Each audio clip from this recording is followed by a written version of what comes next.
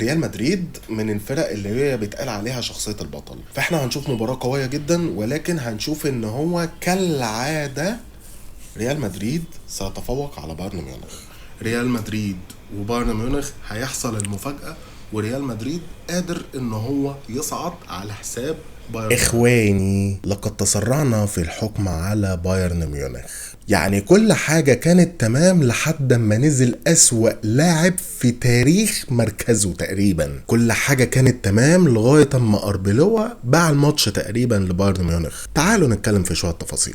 طبعا أنا جاهز للتحفيل بس من غير شتايم، علشان أنا مسحت كمية كومنتات فيها شتايم يعني منك لله يا كامافينجا الكلب. يعني اللي غيظك مش النتيجة اللي هي تعتبر متوقعة من 3/4 الكوكب، ويمكن انا اللي مشيت فيها عكس التيار شوية، ولا ان الريال كان قريب جدا من تحقيق الريمونتادا، ولا ان البايرن كان صامد طول الماتشين عن طريق نوير. بس يمكن انا ما اقدرش اقول لك ان الحاجات البسيطة الصغيرة المعتادة دي هي السبب في نزول التوقع بتاعي من 100% ل 75%. اللي يغيظ بجد ان اللي وقع النسبة دي هو تغيير عبيطة، والتغييرة دي عملت تصرف اعبط. يعني دي كانت هدية كبيرة قوي للبايرن. والله الماتش كان ماشي حلو جدا، خصوصا في الشوط الاول شفنا 5 اهداف من الطرفين. طرف كان عايز يرد على الهزيمة 2-1 اللي كانت في الذهاب اللي هو ريال مدريد، وعايز يرد على انتقادات كتيرة جدا، وطرف كان عايز يكسر العقدة اللي كانت مستمرة على مدار اكتر من 10 سنين اللي هو بايرن ميونخ. ويمكن الفرقتين قدموا ملحمة كروية شديدة جدا، مفيش فرق بدني ما بينهم وما بين بعض كبير، لكن الملحمة الكروية كانت شديدة جدا. بره عنك انت القصة دي. البداية كانت من الدقيقة الاولى، اردا جولار استغل غلطة من مانويل نوير ووقعت الشاطر بألف. نوير اللي كان شايل البايرن على مدار المباراة بتاعت الذهاب بالكامل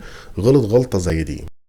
بعدها بأقل من 5 دقايق البايرن ردت على غلطة نوير دي بغلطة من لونين بشكل غريب جدا. لونين طلع بشكل غريب جدا، بافلوفيتش استغل الغلطة دي وسجل هدف التعادل. بعدها في الدقيقة 29 وفاول على حدود ال 18 من عند مانويل نوير، وأردا جولار اللي كان عامل مباراة عظيمة جدا سجل هدف من ضربة حرة مباشرة ما قدرش ان هو يتعامل معها مانويل نوير. بعدها في الدقيقة 38 هاري كين استغل تمريرة حلوة جدا من اوباميكانو وفنش الكورة بفنيات عالية جدا جدا جدا في مرمى ريال مدريد مع مهاجم تقيل قوي قوي قوي، واتظلم بفترته مع توتنهام، ودلوقتي على ما اعتقد ان هو بيعوض الفترة اللي اتظلم فيها مع توتنهام بفترته اللي بيعوضها دلوقتي مع بايرن ميونخ. بعدها ب5 دقايق بابي ما كدبش خبر وسجل الهدف الثالث بتمريرة حلوة قوي من فيني، حطها تحت رجل مانويل نوير. مرت النتيجة دي على كده كان الموضوع هيروح لإكسترا تايم،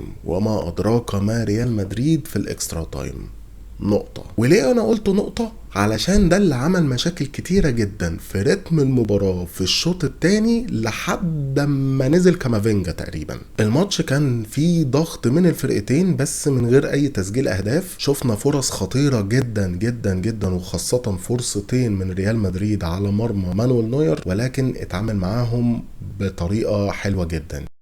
يعني شفنا في الدقيقة 55 مانويل نوير بيتصدى لكورة من امبابي بطريقة بيفكرنا بالتصدي اللي عمله من كريستيانو رونالدو هالأيام زمان. يعني كان التاريخ كده بيعيد نفسه. وشفنا تسديدة قوية جدا من فالفيردي لكن مانويل نوير مسكها. يعني في الشوط الثاني نقدر نشيد بمانويل نوير بشكل كبير جدا ان هو ساهم بشكل كبير ان البايرن يصعد لنص النهائي. كواليتي عالي جدا لحارس مرمى سنه 40 سنة. كل شيء كان حلو جدا في الماتش لحد ما حصلت التغييرة اللي قتلت الخصم. لا قتلته من الضحك مش خلصت عليه. خروج ابراهيم دياز ونزول الاسطورة اللي جاب الفوز للبايرن ميونخ على طبق من ذهب كامافينجا. التغييرة كانت في الدقيقة 61 وبعدها بحوالي ربع ساعة كامافينجا لبس انذار علشان خاطر تدخل عادي جدا، لكن بعدها في الدقيقة 86 تدخل تاني عمله عادي جدا. الحكم طنش ان هو يديله الانذار التاني،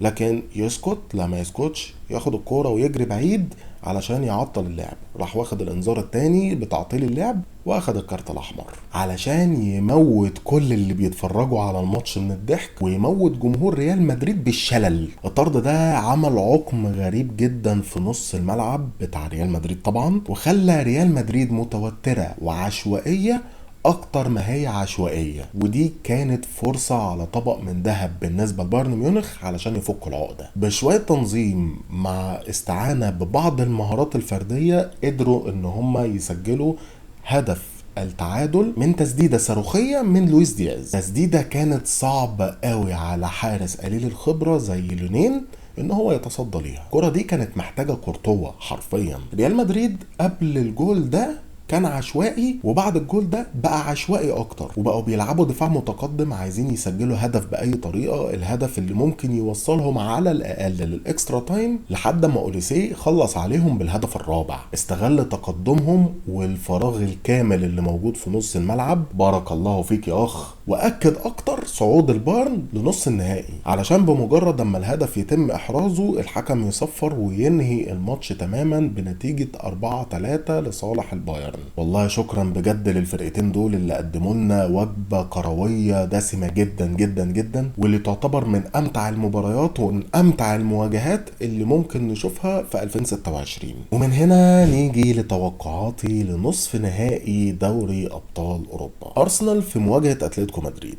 مواجهه ذهاب وعوده، متوقع منهم درجه ملل تفوق درجه ملل لما بتيجي تفتح روتانا سينما بالصدفه وهتلاقي فيها فيلم شغال اسمه الدرامالي فقري تملي، اللي هو الفرجه على الفيلم ده امتع بكتير من الفرجه على ماتش اتلتيكو مدريد وارسنال. وده ليه بقى؟ لان ببساطه ارتيتا مدرب جبان جدا جدا جدا، ولما بيكون في موقف الجبان جدا بيلعب لعب دفاعي وسلاحه الوحيد هو الضربات الثابته. بس هتعمل ايه يا مدفعجي قدام ملك الدفاع في العالم كله دييجو سيميوني؟ الضربات الرأسيه اللي عندك هو عنده لعيبه طوال القامه، واي حد بيلعب تحت ايد سيميوني هو عنده القدره البدنيه ان هو يجري لمده 90 دقيقه. واللي على الناحيه الثانيه ارسنال تقريبا بيفصل شحن في الدقيقه 70 او الدقيقه 60. فبالتالي توقعاتي للماتش كالآتي: صعود اتلتيكو مدريد الى نهائي دوري ابطال اوروبا على حساب الارسنال. ونخش بقى على المواجهه الثانيه. ريال مدريد وتحديدا كامافينجا حطوا باريس سان جيرمان في ورطه بمقابله بايرن ميونخ. الفريقين اللي هم بايرن ميونخ وباريس سان جيرمان كل واحد فيهم عنده نقطه قوه ونقطه ضعف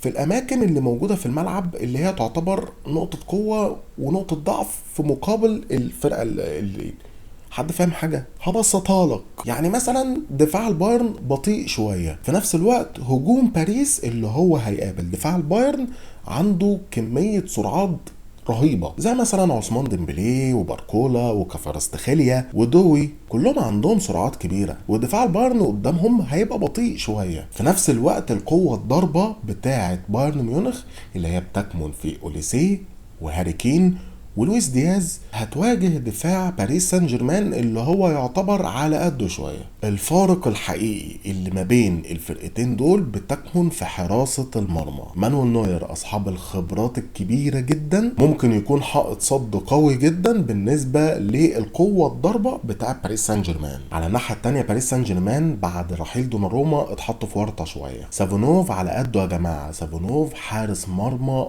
ملط. ولو هنتكلم على سبيل التكتيك، لويس انريكي اللي يعتبر واحد من افضل المدربين في الفتره الاخيره واللي جاب اللقب الاخير لباريس سان جيرمان بيلعب دايما على اللمسه الواحده، ان اي لعيب ماسك لعيب من عنده مان تو مان بيقدر يخرجه بره الجيم من لمسه واحده. ويمكن دي النقطه اللي خلت باريس سان جيرمان هو حامل اللقب لدوري ابطال اوروبا لسنه 2025.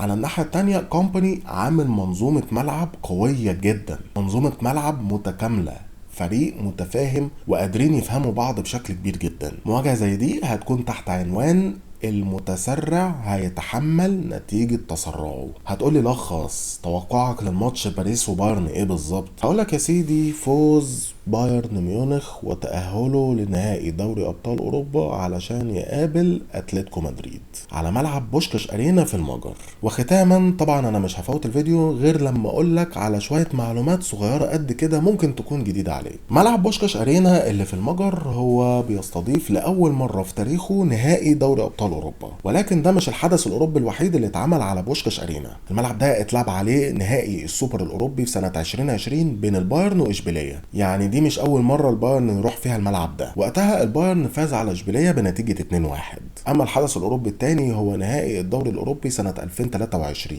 كان ما بين إشبيلية برضه وروما، وانتهى بفوز إشبيلية بركلات الترجيح. ودي المعلومة الصغيرة اللي أنا حبيت أسيبها لك في نهاية الفيديو. وفي نهاية الفيديو بقى عايزك تسيب لي توقعاتك مين طرفين النهائي في دوري ابطال اوروبا لسنه 2026. ما تنسوش تسيبوا لي كومنت وتعملوا لايك وشير وسبسكرايب وتفعلوا زر الجرس علشان يوصلكم كل جديد انا بنزله على القناه دي. شكرا واشوفكم الحلقه الجايه. سلام.